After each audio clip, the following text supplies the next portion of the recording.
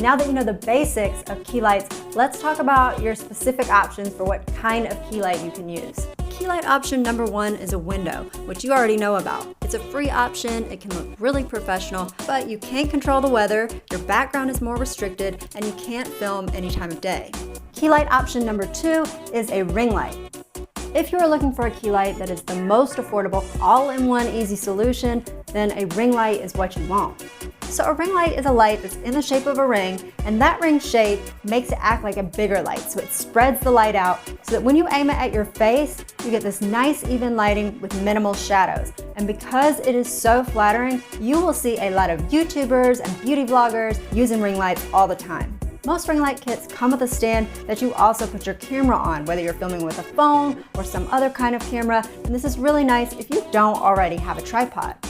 The traditional way to use a ring light is that you put your camera right in the center of the ring, and then you sit kind of close to the light and it's aimed straight towards you.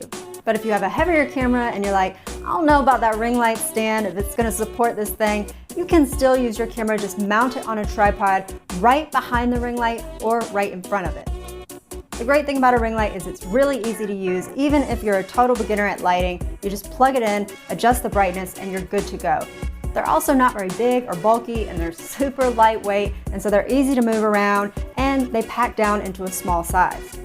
Even though a ring light is meant to be used right in front of you, you can also use it from the side. You can tilt it in any direction you want. If you want to use it for product shoots or whatever, this is just a really versatile, all-around, convenient light to use if you're looking for that first piece of lighting equipment.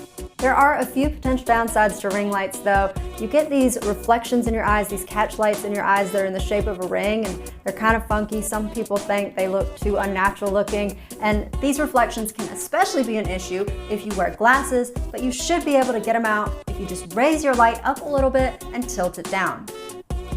The other potential con with a ring light is that it's a slightly harsher light than some of the other options we're going to talk about, but we're really splitting hairs now because I think this still looks great.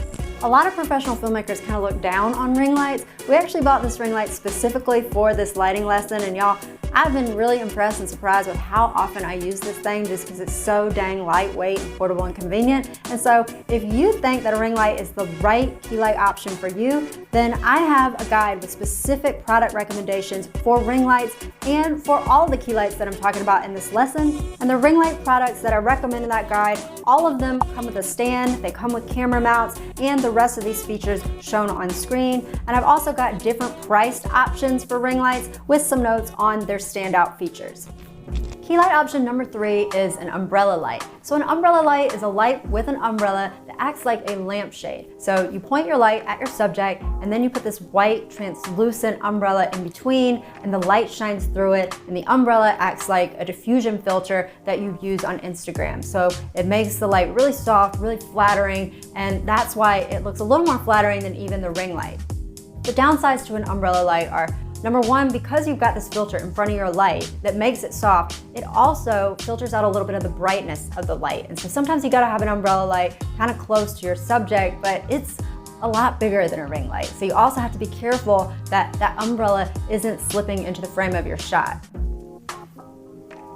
You can use an umbrella light right in front of your subject if you want that nice flat even lighting, but if it's not bright enough, you can also use 2 umbrella lights on either side of your subject if you want that flat lighting as well. And this is also a good setup if you want to avoid reflections in your glasses from an umbrella light. But again, they're kind of bulky, so if you're in a tight space, it might feel kind of cramped. The biggest reason though that I find myself grabbing a ring light instead of an umbrella light sometimes is just the convenience of moving it. Even though umbrella lights are super lightweight and they pack down to a small size, I can't get an umbrella light that's set up through a doorway. And it's also just got a few more steps than the ring light with the bulb and then getting the umbrella in place. And so it's not a lot, but if max convenience is your priority, then I'd go with the ring light.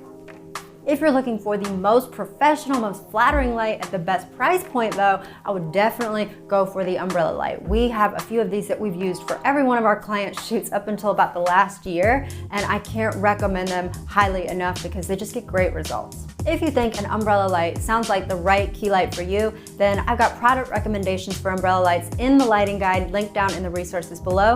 I will say that the umbrella lights that we recommend are not the cheapest that you can buy. And this is because if you buy an umbrella light that's too cheap, it's not going to be bright enough. And you definitely want it to be bright enough, especially if you want to do a wide shot. You're going to have to move those umbrella lights out farther from your subject so that they're not in the frame, but they still need to be able to light your subject at that farther distance.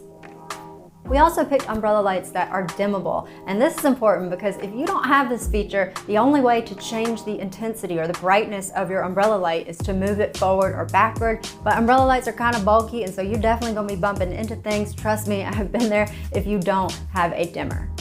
Finally, some cheap umbrella light kits can use fluorescent lights, which you definitely don't want because they can have this ugly green hue that can make people on camera look kind of sick. And they also cause this banding in your videos that is impossible to remove. So we picked lights that don't have any of these problems. The last key light option we're going to talk about is a softbox. And this light gives you that soft, flattering look, just like an umbrella, but it also gives you more control over where that light goes. And so it's the most expensive key light option we're going to talk about. So a softbox is a light that has this soft box around it. In our case, it's more like a soft dome. And in the front of a softbox, you've got that white translucent material that's just like on an umbrella. So it's going to give you that nice filtered, diffused, soft light. But unlike an umbrella, you're going to see that it's got these black sides. And that prevents light from spilling where you don't want it to go. So with an umbrella, the sides are open, the light's gonna go everywhere. It's gonna go on your background and you. Maybe that's fine, maybe you want your background to be lit, then go ahead and buy an umbrella light because it's much cheaper. But if you want sometimes that your background is dark and moody, and maybe sometimes you want your background to be colored and you don't want that color to look faded because you've got white light from the umbrella going onto it, or maybe you want just some light here, maybe a little pop of light there. You want control in any situation, then a softbox is the way to go. There are a few downsides to softboxes though. You will notice that this is a big and bulky light, and yes, softboxes come in different sizes, and this is kind of on the bigger side, but you know, there's a reason to get a bigger light because it looks better, and so you might want a bigger softbox, but that also means it's probably gonna be heavy. This is not a lightweight light. Sometimes I'm like, oh, it looks so good, I wanna use it, but I also just wanna be lazy. This also takes more time to set up, and obviously it costs more.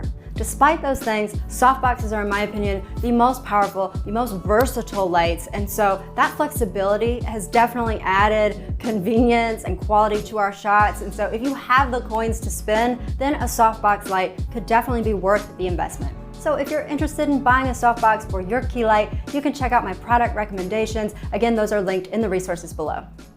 All right, now that we've been through a bunch of options that you could use for your key light, let's recap and compare them back to back real fast.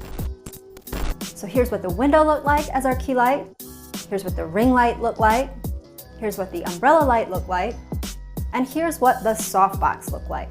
And you can also find a side-by-side comparison of all these different key light options in the lighting guide as well. And I wanted you to see the differences between them so you weren't clueless about what light to use, but I also want you to keep in mind that your story, the content that you're telling, is going to be much more important than the relatively subtle differences between these different lights. And so don't spend all of your time researching gear when you could have spent that time working on a great story to tell.